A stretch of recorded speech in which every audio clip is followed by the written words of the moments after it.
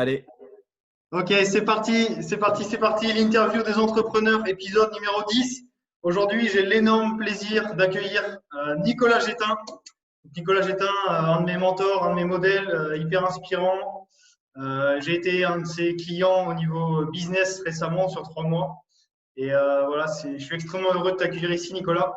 Donc, merci à toi pour ton temps. Bienvenue.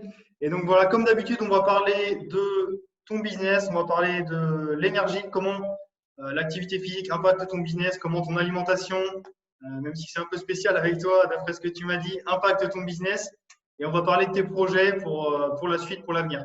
Donc je te laisse la parole, Nicolas. Est-ce que tu peux te présenter un peu, dire ce que tu fais et parler de ton activité? ok. Donc, moi, je suis Nicolas Gétin, je suis coach depuis 15 ans. Donc, j'ai une équipe qui varie entre 10 et 12 personnes. Euh, et on fait du life coaching et du business coaching. En gros, on aide nos clients à révolutionner leur niveau d'ambition, à la fois sur le niveau d'épanouissement personnel et à la fois sur le, on va dire le niveau d'action qui est chouette pour eux, donc le niveau de challenge auquel les gens ont envie de vivre leur vie. Donc, en fait, on s'adresse aux gens qui ne veulent pas choisir entre leur niveau d'épanouissement et leur niveau de réalisation dans l'action et dans leur projet. Voilà, et je suis très passionné du développement humain. Et donc, du coup, j'ai fait 2 métiers, donc celui-là. Et avant, j'étais entraîneur d'équipe de basket professionnel. Et du coup, voilà, dès le début de ma vie, j'ai été passionné par le dépassement de soi et voilà, comment on regarde notre potentiel et comment on a envie de construire notre vie à partir de nos capacités et de notre potentiel. Voilà. Donc, on a Yes. un fort point commun en termes de goût pour le sport et le dépassement. Ouais, carrément. Moi, les sportifs de haut niveau m'inspirent énormément dans leur manière, dans leurs habitudes, dans leur envie, dans leur ambition. Et ouais, j'observe beaucoup, j'analyse beaucoup leur manière de faire, leurs habitudes. Et j'essaie de moi mettre en place les mêmes habitudes dans mon quotidien, euh, sur mon business, sur mon développement personnel. Et ouais, c'est ça, j'ai pas envie de choisir, comme tu le disais, entre mon épanouissement et mon niveau d'ambition, de réussite sur tous les domaines. Donc voilà pourquoi je suis venu vers toi il y a quelques semaines. Et donc voilà, n'hésitez pas à aller voir sur le groupe Feu Sacré Business de Ouf, le groupe de Nicolas. Euh, il y a du très bon contenu et c'est vraiment top. Donc Nicolas, comment ton activité physique, si tu en fais, impacte ton activité professionnelle? Est-ce que tu peux nous en dire un peu plus à ce sujet? Ouais, alors, mon activité physique, ouais, je fais du sport ouais, ça dépend des fois. Il y a, on va dire, 4 fois à peu près, minimum 4 entraînements par semaine. Ça peut aller jusqu'à 8, 9 en fait. Ok. Donc, ça dépend. Euh, donc, ouais, en fait, moi, déjà, c'est un kiff quand même de voir un peu mon corps, jusqu'où il peut aller, qu'est-ce que je peux lui demander, qu'est-ce que je ne peux pas lui demander. Donc ça, je porte ça depuis tout petit, puis je continue. Ça n'a pas toujours été comme ça, parce que j'ai traîné beaucoup de blocages émotionnels, donc du coup des pertes de motivation incompréhensibles à l'époque, aujourd'hui compréhensibles. Voilà, donc ça alterne ouais, entre 4 et 8 par semaine. Et donc ta question, c'est comment ça impacte? Comment ça impacte ton business? Est-ce que ça t'apporte de l'énergie? Qu'est-ce que ça t'apporte? Comment tu vois ça par rapport à tout ça? Ouais. Alors en fait, ouais, ça c'est important, c'est-à-dire que moi j'ai dans ma vie en fait, c'était important sur ce que j'ai découvert sur mon chemin de me rebrancher à ce qu'on appelle mon feu sacré. Et du coup, le feu porte bien son nom. C'est là où il y a le plus d'énergie pour l'être humain. Et donc en fait, ça c'est en chacun. Et en fait, donc moi j'ai cette base-là juste depuis quelques années. Et en fait, le sport me donne pas de l'énergie, mais me permet d'entretenir ce feu existant. Donc, donc, ça se traduit par quoi? Ça se traduit par le fait que je peux animer beaucoup d'heures, voilà, je peux animer des stages longtemps, les enchaîner si j'ai envie. Euh, je peux, du coup, je ne fatigue pas à un certain niveau d'intensité d'heures ou de transformation émotionnelle ou de je sais pas quoi. Donc, Donc, ça me permet ça et ça me permet d'avoir comme une structure physique qui tient le coup dans la durée et du coup qui me permet de jouer à plus de défis dans ma vie que si je n'avais pas ce maintien de niveau d'énergie en fait. Donc voilà, donc je me vois pas m'en passer, ça fait partie de mes routines. Je suis mieux dans un corps qui répond à la vie, qui me permet de faire des trucs et donc voilà, donc ça influence pour maintenir mon énergie à un haut niveau. Est-ce que ça influence ma disponibilité d'esprit? Je dirais pas tant que ça, parce que pour moi, je l'ai travaillé autrement. Donc, je suis pas dans les gens qui ont besoin de courir ou tu vois, parce que du coup, comme il dit, ça vide la tête et ça fait du bien. Ouais. Même s'il y a un effet comme ça, mais non, en fait, moi, c'est le sport parce que ça m'aide à maintenir un haut niveau d'énergie et qui m'aide à kiffer mon quotidien professionnel de coach. Est-ce que j'ai autre chose à dire? Voilà pour Bah, l'instant. tu pourrais peut-être expliquer, parce que tu disais que ça venait nourrir ton feu intérieur, justement, ton feu sacré. Si tu pouvais expliquer rapidement, assez simplement, pour les personnes qui nous écoutent, qui ne connaisseraient pas cette notion, si tu pouvais expliquer ça un peu plus précisément, s'il te plaît. Ok, bah, feu sacré, en fait, donc c'est le kit de base qui est très ignoré pour l'être humain. Et comment? Donc, c'est pas l'énergie vitale. C'est plus notre force de vie, mais du coup, on doit aller la reconnaître et la chercher et la débloquer à l'intérieur. Et en fait, donc c'est un mélange de animalité et simplicité et d'affirmation. Donc, c'est le premier socle de la fusée et qui va influencer en fait le kiff d'être soi-même. Donc, du coup, comment on kiffe notre vie et du coup, à partir du moment où tu kiffes, tu reconnais mieux tes vrais désirs. Donc, tu es forcément plus persévérant. Il y a une forme de constance en fait dans ta vie parce que c'est quelque chose qui est voulu. C'est pas quelque chose auquel voilà. Donc voilà ce que je peux dire sur, ouais, sur le feu sacré et que du coup tout le monde l'a à l'intérieur de soi. C'est ça. Il suffit de le réveiller, de travailler sur soi-même finalement, que ça passe par du travail en personnel ou même avec des coachs. Savoir se faire accompagner, savoir mettre sa fierté, son ego de côté pour se dire ok, j'ai besoin d'aide pour aller chercher telle chose, telle chose. Et derrière, ça paye, quoi. Ça paye en termes d'énergie, en termes d'envie, d'ambition, envie d'aller de l'avant. Le matin au réveil, on a envie de faire des choses, de mettre des choses en place, d'aider les gens, d'impacter l'humanité à son échelle, quoi, avec ce qu'on a, notre potentiel. Et franchement, ouais, ça vaut largement le coup. J'ai l'habitude de résumer en disant que en fait, le feu sacré, c'est ça qui permet en fait à l'être humain, de par sa puissance naturelle, d'être à la hauteur de ses défis de vie, donc ses défis perso et ses défis pro. Et du coup, d'en finir définitivement avec la frustration à l'intérieur de soi et du coup, être à la hauteur de ses défis de vie et d'arrêter avec une dynamique de déception de soi-même. C'est-à-dire vraiment, à partir du moment où tu kiffes et que tu as rebranché ce rapport à la simplicité et à ta puissance d'énergie, le kiff d'exister naturellement, il est là. Et du coup, tu en finis avec la déception, beaucoup d'auto-jugement, et de la procrastination, etc. Tout ça, c'est des vieux souvenirs. Il y a une énorme puissance, voilà, il y a d'énormes bénéfices, évidemment, parce qu'on se reconnecte à notre nature, en fait. C'est ça, c'est ça, c'est ça. Et ouais, c'est vrai que la procrastination, le fait de repousser, d'avoir peur du jugement, la peur d'être rejeté, la peur de quand on fait une vidéo, quand on se montre, c'est vrai que cette énergie-là permet d'aller au-delà de tout ça, en fait, d'avoir une bonne énergie, quelque chose qui nous permet d'aller de l'avant. Et voilà, les résistances sont là, l'énergie c'est là, et puis ça prend le dessus tranquillement. Et ouais, c'est ça, tout ça c'est top. Donc, question suivante, Nicolas. Quelle place a l'alimentation dans ton quotidien? Est-ce que tu peux nous en dire plus? Qu'est-ce que tu penses de tout ça?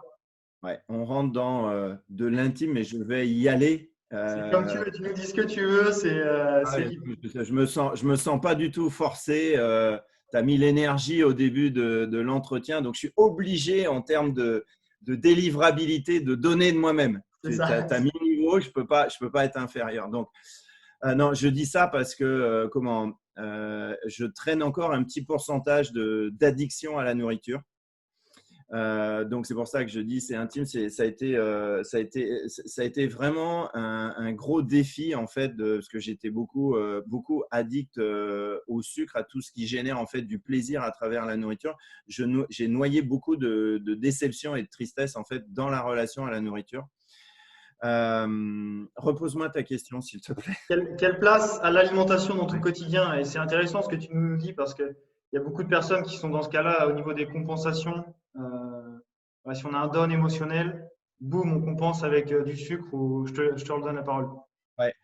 Donc, donc moi, en tous les cas, j'avais cette conscience que je voulais pas rester dans cet état-là, que ben, voilà, qu'il y avait du taf parce que voilà, ça a été créé en fait depuis tout petit et ça a été entretenu après à l'adolescence et plus tard. Donc, c'est-à-dire qu'au moment où j'ai voulu m'en occuper, bah, il y avait déjà bien du stock de construit. Voilà, j'avais une méconnaissance en fait ouais, du général, tu vois. Forcément, j'adhérais à 5 fruits, légumes par jour. Et puis, je sais plus, toutes les pubs sur le lait à la télé qu'on nous a balancées qui sont des trucs énormes de conneries. Ouais. Donc, voilà, donc j'ai passé du temps en fait à déjà avoir plus d'informations fiables sur la nourriture. Et là, aujourd'hui, j'en suis en fait sur la simplicité à me rééduquer en fait sur une relation de manger juste ce que j'ai besoin quand j'en ai besoin et envie. Donc, j'ai vraiment avancé par rapport à ça. C'est beaucoup plus paisible. Donc, j'ai plus des grosses. Voilà, je mange par plaisir. En fait, j'ai dû passer par une période où en fait, la nourriture en fait n'avait plus de goût. C'est-à-dire que je suis passé de en fait une recherche effrénée de compensation et de plaisir à pendant un moment, en fait, c'était comme Louis de Funès à l'aile ou la cuisse et Aguezy, je crois, il avait perdu le goût. En fait, ça fait très bizarre en tant qu'humain. Tu mets des choses dans ta bouche et il n'y a plus de goût. Donc, c'était vraiment douloureux pour moi. Maintenant, aujourd'hui, donc, c'est un peu mieux ce qu'il faut manger. Je ne suis pas totalement rééquilibré. Je sais que ça va contribuer, en fait, ça contribue déjà. Donc, du coup, à un moment, j'avais dégagé tous les produits laitiers dans les desserts, dans le matin, etc., pour prendre plus des laits végétaux. Donc là, j'ai gardé voilà, quelques habitudes. Voilà, je mets de plus en plus le focus là-dessus. Voilà. Après, pour moi, c'est moins important que ma discipline de sport. Donc, Ouais. je préfère, tu vois, être régulier là-dedans, même si c'est excessivement important ce qu'on met dans le corps et que le sport, c'est un peu ce qu'on fait C'est ça. sortir. Voilà, mais donc voilà ce que je peux dire. Je suis encore, voilà, c'est encore un sujet où il reste de la douleur et c'est un sujet qui me demande encore du soin et de la transformation en fait. Donc voilà, donc si je regarde toujours mes critères, c'est OK, est-ce que du coup il y a du progrès de mois en mois, de semaine en semaine et d'année en année. Et du coup, oui, ça, j'arrive à ça. Donc, 2020, c'est encore plus apaisé que 2019. C'est encore plus un peu juste en termes de juste consommation de ce que j'ingère, de ce que je mange. Voilà, il reste encore un bout d'addiction au sucre. Euh, donc, voilà ce que je peux dire Ouais. sur la relation à la nourriture. Donc, ce qu'on peut retenir et ce qu'on peut faire passer comme message grâce à ton témoignage, c'est surtout chercher la notion de progression plutôt que la Mm. perfection et savoir Ouais, s'écouter soi-même, y aller step by step, quoi, tranquillement. Si aujourd'hui quelqu'un nous écoute et est addict au sucre ou à n'importe quoi, ne pas chercher à tout couper du jour au lendemain, mais savoir se faire plaisir et peut-être mettre plus la priorité, comme tu le dis, sur l'activité physique dans un premier temps et ensuite apporter des changements, mais doucement, quoi. Ne pas chercher à passer, boum, en mode sportif de haut niveau du jour au lendemain. ouais, exactement. Parce que moi, j'ai essayé ça, ça n'a pas du tout marché. Voilà, je pensais que ça allait vite bouger parce que dans mon passé, j'ai réussi à faire bouger des trucs lourds. Mais ça, en fait, moi, c'est un sujet existentiel, j'ai envie de dire. C'est un sujet douloureux depuis tout le temps. Et donc, il y a pas mal de gens, je crois. Après, on n'est pas tous aussi lourds sur ce sujet, hein. Donc, mais ouais, c'est sûr que plus la relation est douloureuse, plus en fait, va falloir en prendre soin. Et comme tu dis, y aller en fait progressivement, j'ai envie de dire, avec du 1% quotidien. c'est ça. Ça marchera à long terme. Ça, c'est sûr garanti. C'est clair et net. J'ai beaucoup de clients qui m'en parlent. L'alimentation, c'est un très gros sujet. Et ce que je leur dis, c'est tout simplement qu'il faut savoir s'écouter, quoi. On est tous différents, on a tous des besoins différents. Et surtout, savoir expérimenter, parce que les habitudes alimentaires, c'est quelque chose qu'on a énormément de mal à changer. On y est très, comment dire, on les adore, nos petites habitudes alimentaires, quoi. Et quand on expérimente, on peut se rendre compte et prendre conscience qu'il y a des choses qui existent, qui nous sont également adaptées et que l'on apprécie et qui nous donnent plus d'énergie également au quotidien. Donc, ça va impacter notre vie professionnelle, mais également notre vie personnelle. Donc, expérimentez, allez-y, n'ayez pas peur. Et même si c'est une journée, testez, revenez sur vos habitudes, analysez, et puis on verra par la suite comment vous pouvez faire évoluer tout ça. Cool, cool. Donc merci pour ça, Nicolas. La suite, quels sont tes projets, si tu en as, et j'imagine qu'il y en a, sportifs ou professionnels, dans les semaines à venir, dans les mois à venir? Est-ce que tu peux nous en dire plus à ce sujet? Ouais, il y a des projets. Là, je suis en plein déménagement. Ça ne Ok, se voit pas à la vidéo, mais ouais, donc ça fait un moment avec ma chérie qu'on est ensemble, mais on était chacun chez soi. Puis là, c'est le moment de rassembler. Donc ça, c'est mon projet à très court terme. Du ok. coup, ça, en un mois, c'est réglé. Le projet pro, c'est toujours en fait de répondre à la question en tant qu'entrepreneur, jusqu'où je suis capable d'aller. Donc, en termes de compétences, de transformation client, en termes de créer de la valeur globale. Donc, voilà, je suis encore jeune, j'ai plein d'énergie. Donc, là, pour l'instant, on a super bien survécu au coronavirus. Mhm. Euh, mais pour autant, voilà, je sais qu'il y a un énorme écart entre la meilleure version de moi aujourd'hui, enfin la version de moi actuelle et la meilleure version de moi. Et du coup, c'est excitant pour moi de marcher régulièrement vers cette meilleure version de moi. Donc voilà, donc c'est un peu classique, quoi. C'est Ouais. continuer d'exploser la croissance, parce que si la croissance explose, ça veut dire qu'il y a des gens qui achètent, et s'il y a des gens qui achètent, vu on a quand même beaucoup de renouvellement, c'est que les gens ils trouvent leur compte, et que du coup ils ont la valeur de ce pourquoi ils payent. Donc voilà, ça c'est pro. Après, du coup, je suis toujours dans l'optique de me construire une vie éminemment jouissive et sur mesure. Donc, ça veut dire du coup aussi avec les habitudes qui vont avec. Donc là, en déménageant, je déménage aussi parce qu'il y a plus d'espace vert direct dans le jardin avec ma chérie. Donc, ça va être plus de temps pour ça. Je vais maintenir du sport. Mhm. Jusque-là, j'en faisais chez mon frère. Après, je sens qu'il faut que je rajoute des choses, en fait, parce que du coup, c'est en groupe. Donc, voilà, je sais qu'il faudra que je rajoute quelque chose pour que ça soit encore plus sur mesure. Ok. Voilà. Et puis, du coup, après, ouais, sur la nourriture, c'est la même chose. En fait, mon rêve, ce serait de vraiment trouver cette relation extrêmement simple et sans blessure au niveau de la nourriture. Donc, la relation 100% naturelle. Et donc, de continuer, en fait, continuer ça pour arriver à un truc où, du coup, la relation, elle est 100% saine avec la nourriture. Mais je me suis tellement fixé de date de dire, bon, là, voilà, le problème à la nourriture, il sera réglé définitivement, et il ne l'a jamais été. Ouais. Et donc, du coup, là, par contre, voilà, je vois que depuis 2 ans et demi, c'est toujours plus léger, c'est toujours plus simple, toujours plus naturel. Et donc c'est extrêmement goûtu pour moi de sentir les progrès et tout ça. Donc c'est un peu les mêmes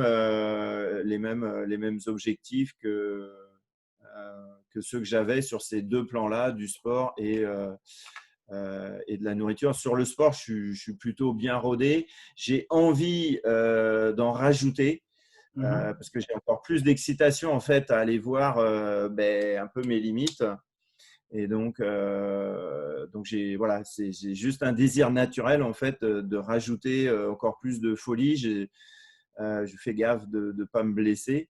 C'est ça. Mais Est-ce que ça serait pas la même chose avec la meilleure version de soi-même une fois qu'on commence à avancer vers la meilleure version de soi-même? Est-ce qu'on n'aurait pas toujours envie d'aller chercher un peu plus loin? De- ça dépend à quel point on s'amuse en fait. Donc, moi, ma référence, j'aime bien parler de ça, c'est parce que je trouve que c'est global, c'est Rafael Nadal, en fait, très jeune, vers 23-24 ans, voilà, déjà, il était super Top niveau. costaud, entraîné, 5-6 Roland-Garros dans la besace, etc. Et en fait, à un moment, moi, j'ai retenu, il a dit, ben voilà, en fait, moi, j'ai juste une force incroyable à l'intérieur et j'ai le choix de l'utiliser ou de ne pas l'utiliser. Et du coup, pour l'instant, en tous les cas, ce que je sais, c'est que c'est beaucoup plus excitant pour moi en termes de qualité de vie, de reconnaître cette force-là et de l'utiliser et de voir jusqu'où ça m'emmène. Et donc, il dit, je ne sais pas jusqu'à quand je vais avoir cette force, je ne sais pas jusqu'à quand je vais être tennisman, mais en fait, c'est tellement chouette pour moi que je vais vivre le truc avec aucune certitude de jusqu'à quand ça va durer. Et comme du coup, je n'ai pas de certitude, mais que le présent, c'est vachement goûtu pour moi d'avoir cette vie-là, en fait, je vais continuer à y aller à fond. Et ce qu'on voit 10 ans après, c'est que le plaisir n'a pas baissé, etc. Donc, en fait, c'est toujours le même truc, c'est que soit on est dans notre vraie vie et du coup, il y a un kiff naturel qui est là et du coup, on est libre de jusqu'où on veut s'autoriser notre folie, jusqu'où on veut personnaliser notre vie, jusqu'où on veut explorer notre potentiel et du coup, il n'y a pas on ne fait pas ça comme une compensation de notre histoire personnelle. Parce qu'en fait, voilà, on a beaucoup de problèmes avec l'ambition en France. Ça a vraiment mauvaise presse. Vaut mieux être bienveillant, etc. et s'asseoir sur son ambition et donner une façade extrêmement gentille, extrêmement bienveillante parce que du coup, comme ça, je m'assure de l'amour du groupe et je ne suis pas critiqué et je peux continuer ma vie qui ne correspond pas du tout à ce que je veux. Donc voilà, donc en fait, soit l'ambition, elle est juste naturelle et elle part d'un vrai désir. Et du coup, un peu comme tu dis, il y a quelque chose de très kiffant, de juste pour l'aventure humaine, d'y aller plein pot, juste parce que c'est un vrai choix. Mais c'est un vrai choix parce qu'on n'attend pas d'être au plus haut niveau pour que ce soit kiffant. C'est-à-dire que Ouais. l'entraînement, on a envie d'y aller. Des fois, on n'a pas envie, mais comme il y a du kiff, on y va quand même. Et donc, en fait, il y a vraiment cette dimension-là. Soit il reste encore des pans très inconscients tu vois, d'adhésion. Je vois, hier, j'ai discuté avec un entrepreneur où je lui disais, mais pourquoi tu perds autant de temps avec des luttes pour la santé et tout, alors que du coup, ton job, voilà, tu n'es pas en plein développement, quoi. Et il m'a répondu, c'est vrai, en fait, je ne me rendais pas compte, peut-être un peu par éducation. Tu vois, donc c'est-à-dire par loyauté à l'éducation qu'il a reçue. Mais je lui dis, ok, mais à ce moment-là, tu vis complètement dans le passé et tu vis avec des valeurs qui ne sont pas complètement les tiennes, en fait. Et donc, du coup, là, ouais, il y avait une forme d'ambition, mais forcément, ça ne va jamais au bout. Forcément, c'est frustrant parce que c'est l'ambition des autres. Donc, il y a un travail inévitable de brutale honnêteté à faire de chacun vis-à-vis de soi-même et qui, du coup, à un moment, c'est de garder ce qu'on a envie de garder de notre passé et de dégager ce qui nous a servi à nous construire, mais qui n'est plus du tout utile et qui ne porte plus notre couleur personnelle. Voilà. Donc, soit c'est une ambition, c'est pour ça que du coup, il y a tellement de blocages et qu'on ne peut pas trop en parler parce qu'il y a beaucoup de sentiments d'impuissance chez les gens par rapport à ça. Que du coup, ils ont fait le choix d'abandonner toute forme d'ambition juste parce qu'ils n'ont pas le mode d'emploi et que du coup, on a beaucoup plus de gens qui ont abandonné leur ambition personnelle que de gens qui se sont dit non, mais je ne sais pas comment je vais trouver mon mode d'emploi et comment je vais créer ma vie sur mesure, mais je vais quand même y aller et je ne vais pas lâcher. Il y a moins de gens comme ça, c'est-à-dire qu'on est plus entouré de gens voilà, qui préfèrent faire des choses pour être aimés que plutôt que d'être eux-mêmes, qui ne prennent pas le risque d'être eux-mêmes en fait. Donc forcément, à un moment, voilà, l'ambition, c'est soit un kiff et du coup, tu es seul face à toi-même et c'est du coup ton ambition que tu pousses à la hauteur, j'ai envie de dire, à la hauteur d'amour à laquelle tu as envie de la pousser. Soit si tu as trop de trucs où tu es encore en adhésion à des messages, soit de la société, parce que c'est bien d'avoir du fric, d'avoir des beaux abdos et puis d'avoir la maison et tout ça, mais en fait, toi, tu préfères être artiste ou je sais pas quoi, c'est pas ton ambition. Mais donc, du coup, tu es en souffrance. Donc voilà, donc soit c'est notre ambition, c'est vraiment sincère, soit on porte l'ambition des autres et du coup, bah, soit on la met au cimetière, soit on crée des fois des pics un peu d'ambition, mais comme c'est pas la nôtre, c'est une usine à frustration. Et il y a peu de gens qui, voilà, et je suis toujours touché moi en fait des gens en fait dont j'ai fait partie, que tu sens une vraie sincérité pour être eux-mêmes, mais qui sont tellement démunis du mode d'emploi pour faire du sport, pour assumer leur originalité, assumer leur talent d'artiste, assumer leur niveau d'ambition d'entrepreneur, assumer leur folie d'entrepreneur. Bon, bah, voilà. Donc il y a un blocage et ils ne le font pas forcément. Ben, c'est ça. Et du coup, j'ai senti cette sincérité, mais en fait, il y a tellement d'impuissance pour retoucher ce mode d'emploi que du coup, beaucoup de gens ont baissé les bras. C'est ça. Donc c'est bien, ça va nous permettre d'enchaîner sur la dernière question. Quel message souhaiterais-tu faire passer, transmettre aux personnes qui nous regardent, Nicolas, si tu avais un message? Est-ce que, bah voilà, je te laisse la parole si tu veux parler de quoi que ce soit, d'ambition, d'envie, Ouais, d'épanouissement, à toi. ben, ouais, j'en ai plusieurs.